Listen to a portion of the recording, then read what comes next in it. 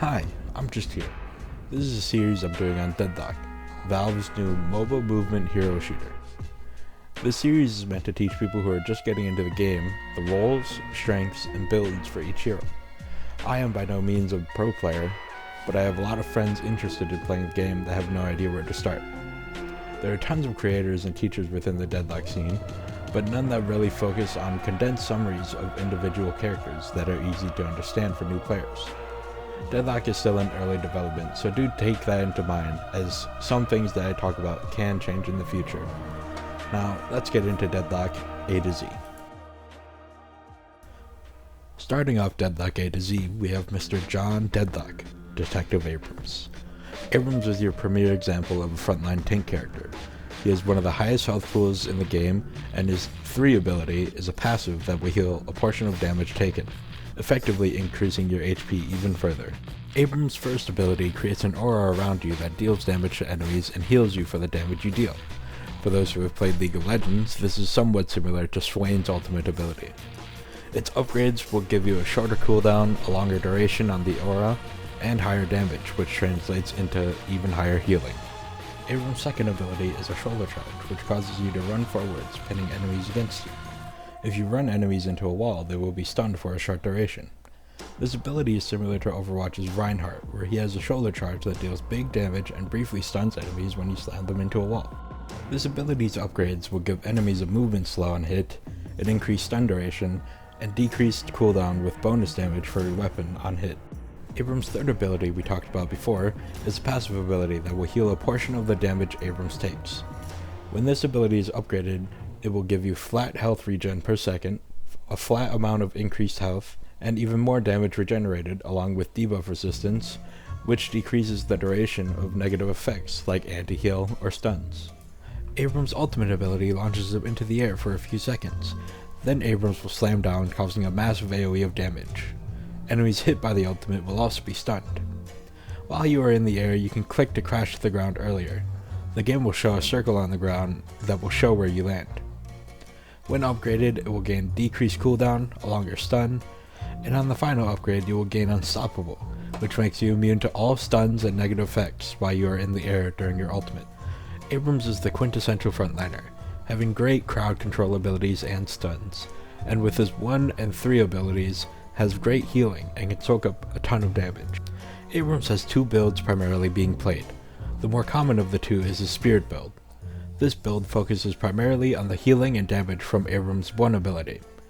Most of your items will be towards either making yourself tankier with vitality items, or making your 1 do even more damage with Spirit items, and in turn healing yourself for even more.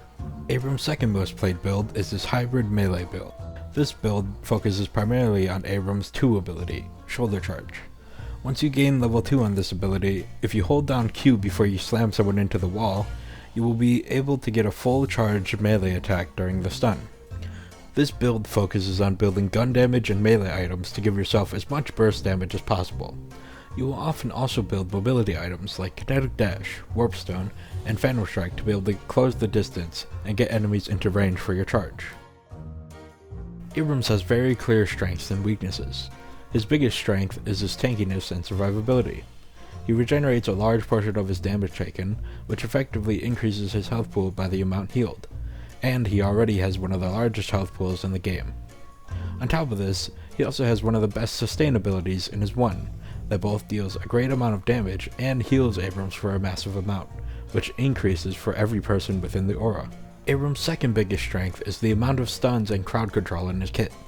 Abrams' abilities are very impactful and deal a lot of damage, so an Abrams presence can effectively ward off areas of the map on its own.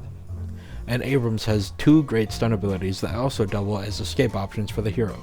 While Abrams' strengths are very strong and he's one of the best in both survivability and CC utility, he has 2 very glaring weaknesses that work in tandem to make him not the greatest in today's meta.